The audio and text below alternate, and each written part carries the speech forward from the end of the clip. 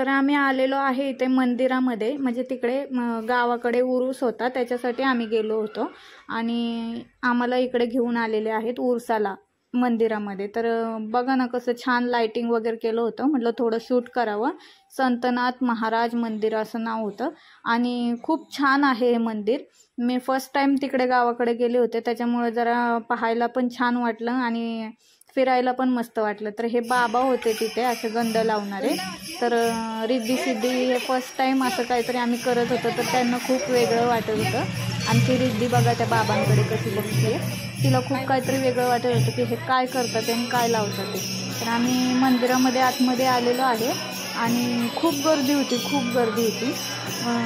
बघून तर खूप छान वाटलं आणि प्रसन्न वाटलं आणि माणसं सगळे येत होते, कारण की त्यात संध्याकाळी काहीतरी पालखी होती तिकडचे गावाकडची, म्हणजे संतनाथ महाराजांची पालखी होती। त्याच्यासाठी खूप लोक असे दर्शनासाठी गर्दी करत होते। आम्ही पण म्हटलं दुपारीच जाऊन येऊया, कारण की गर्दी मग संध्याकाळी खूप गर्दी होणार होती। तर आम्हाला ताई आणि अक्का घेऊन गेले होते तिकडे मंदिरामध्ये पाया पडायला। आणि हे बघा मी थोडं शूट करत होते, माझ्या हातात रिद्धी होती त्याच्यामुळे मला काही करता येत नव्हतं, तरी थोडंफार मी केलं होतं शूट। आणि पुढे जायचं होतं तर अशी गर्दी होती लोकांची, मागे ढकलत होते पूर्ण लोक, एवढी गर्दी होती। आणि इकडे सिद्धी रडायला लागली होती, तिचे पप्पा येत होते रिक्षा लावून, त्यामुळं मला तर दोघींना घेऊन शूट करणं जरा ॲडजस्ट होत नव्हतं, पण केलं कसं तरी थोडंफार। आणि हे बघा वरती खूप छान लाइटिंग केली होती त्यांनी, ब्रह्मांड नायक म्हणून, असं मी थोडं शूट केलं त्या कमानीचं, मला खूप छान वाटलं असं। आणि पुढे मग सार्थकीकडे मी दिला होता व्हिडिओ शूट करण्यासाठी, तर तिने खूप छान शूट केलेलं आहे। पुढे बघाच ना तुम्ही की पूर्ण म्हणजे देवाचं दर्शनच तिने केलेलं आहे, एकदम समोरून तिने व्हिडिओ काढलेला आहे। हे बघा बार्शी वैराग या साईडचं आहे आणि खूप छान वाटतं हे बघायला सुद्धा। आणि मग असं दर्शन घेतलेलं आहे संतनाथ महाराजांचं आणि मच्छिंद्रनाथ असं पण नाव होतं तिथे कमानीवरती। आणि इथे मंदिरात सुद्धा लाईव्ह स्ट्रीमिंग चालू होतं, मी पाहिलं होतं त्यांना करताना, येतानाच पाहिलं होतं की त्यांचं लाईव्ह स्ट्रीमिंग चालू आहे, मंदिरातलं दर्शन देत होते ते लोकांना। ही पालखी आहे देवाची, ती संध्याकाळी येते, तर तिच्या पण पाया पडलो। आणि सार्थकीला म्हणलं थोडं पूर्ण मंदिराचं शूट कर, तर ते तिने केलेलं आहे, वरून पण पूर्ण दाखवलेलं आहे, खाली पण। आणि हे असे सगळे भजन म्हणणारे, तबला वाजवणारे लोकसुद्धा बसले होते। हे बघा इतकं मस्त वाटलं ना की आतमध्ये गेल्यावरती प्रसन्नच वाटलं की खरंच आपण देवळामध्ये आलो आहे। खूप छान गाणी वगैरे ते म्हणत होते, भजन वगैरे, तबला वाजवणं चाललं होतं। मग देवळाच्या बॅक साईडला गेलो आम्ही, तर तिथे खूप असं मस्त स्पेस होता फोटो काढण्यासाठी, व्हिडिओ शूट करण्यासाठी वगैरे। तर तिथे थोडं गेलो, फिरलो, थोडंसं 2 मिनटं थांबलो। हे बघा पूर्ण मंदिर दाखवलेलं आहे। आणि हे आहे शंकर महादेवाची मूर्ती आहे, तर ती पण थोडी शूट केली, छान वाटत होती ती पाहायला। आणि त्याच मंदिरामध्ये हे एका साईडला पायऱ्या चढून जायला आहेत, तर तिथे असं देवांचं आहे, टेकडीनाथ महाराज असं काहीतरी नाव लिहिलं होतं तिथे, त्यांचे काय असतील देव वगैरे ते होते। आणि अजून या साईडला खालच्या साईडला एक होम आहे, हे बघा होम, तो वर्षाच्या 12 महिने असा जळत असतो म्हणे, म्हणजे पेटलेलाच असतो तो, विजून देत नाही त्याला, असं असतं। आणि हे आपले शंकर महाराज आणि हे पालखी संघे असतात, ते दोन त्यांनी ठेवले होते तिथे। तर हे बघा अशी एवढी गर्दी होती, भरपूर गर्दी होती आणि बाहेरून वगैरे लोक आलेले त्यांची पण गर्दी होती तिथे, खूप छान वाटलं।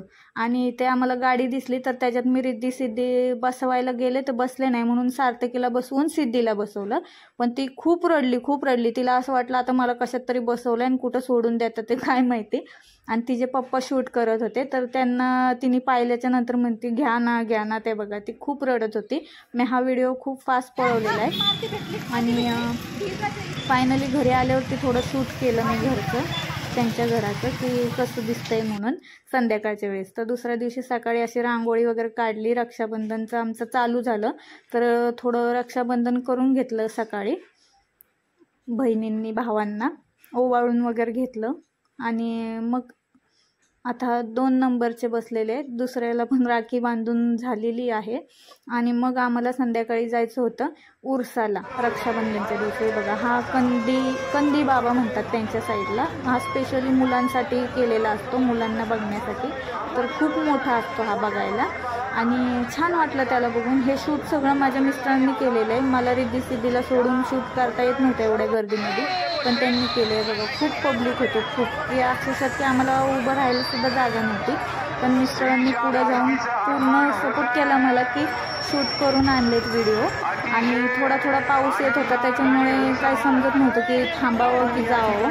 आणि हे बघा हा पालखीच्या पुढे येणारा पहिला रथ असतो आणि मग मागून काहीतरी पालखी येते त्यांची, आणि त्या रथात बघा विठ्ठल रुक्मिणी, खूप छान वाटतं ते आणि मस्त सजवला होता रथ आणि लोकांची पण गर्दी खूप झाली होती तिथे। रथ आला होता तर पाया पडायला वगैरे खूप लांबून लांबून लोक येतात, बाहेरून लोक येतात आणि दर्शन घेतात देवाचं। आम्ही लांबूनच घेतलं कारण की आम्हाला पुढे जाता आलं नाही आणि त्या रथाच्या मागे मग पालखी आली। जे वरती ती कमान आहे त्याच्या तिथे त्यांनी हंडी बांधलेली होती, त्या हंडी फोडल्यावरती त्यांची पालखी पूर्ण होते असं त्यांचं म्हणणं आहे आणि तो प्रसाद टाकतात खाली, ते उलट्या छत्र्या करून झेलतात लोक, असं ते तिकडची प्रथा आहे। तर हे पालखी आलेली आहे आणि पालखीचं दर्शन व्हावं यासाठी माझ्या मिस्टरांनी समोर जाऊन पालखीला शूट केलेलं आहे, पालखीचं सगळं। हे बघा खूप म्हणजे खूप गर्दी होती, प्रचंड गर्दी होती लोकांची की दर्शन व्हावं म्हणून पालखीचं, आणि फायनली दर्शन झालेलं आहे असं शूट करून। आम्हाला समोर जाऊन काहीच करता आलेलं नाही आहे रिद्धी सिद्धीमुळे। तर तुम्ही त्या साईडचे असाल तर मला कमेंट करून नक्की सांगा, आणि असं कधी तुम्ही उरसाला वगैरे पालखीला वगैरे गेलात का हे सुद्धा मला नक्की सांगा, आणि व्हिडिओ कसा वाटला हे कमेंटमध्ये नक्की सांगा। तर व्हिडिओला लाईक शेअर सबस्क्राईब करायला विसरू नका, आणि